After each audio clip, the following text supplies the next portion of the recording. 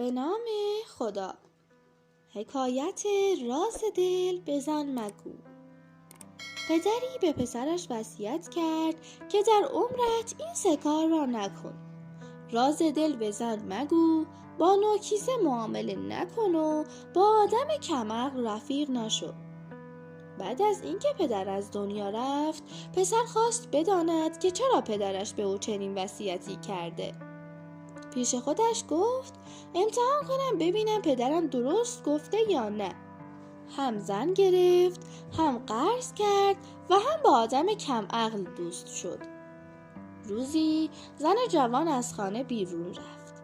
مرد فوری رفت گوسفندی آورد و در خانه کشت و خون گوسفند را دور خانه ریخت و لاشه‌اش را زیر زمین پنهان کرد.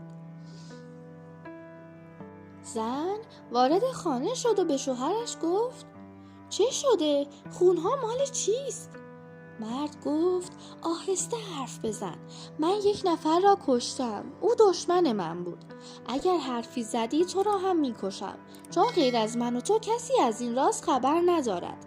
اگر کسی بفهمد معلوم میشود تو گفته ای. زن تا اسم کشته شدن را شنید فوری به پشت بام رفت و صدا زد مردم به فریادم برسید. شوهرم 1 نفر را کشته، حالا میخواهد مرا هم بکشد. مردم ده به خانه آنها آمدند.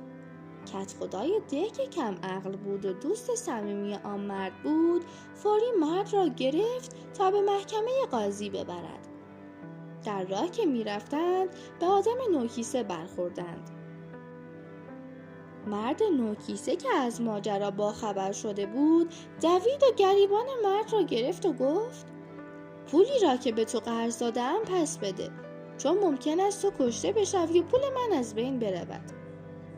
به این ترتیب مرد حکمت این ضرب المثل را دانست. سپس لاشه گوسفند را نشان داد و اصل ماجرا را به قاضی گفت و آزاد شد. قصه ما به سر رسید، کلاغه به خونش نرسید. دوستان عزیز، داستان امروزم تموم شد. لطفاً جهت حمایت از من کانالم رو سابسکرایب و این ویدیو رو هم لایک کنید.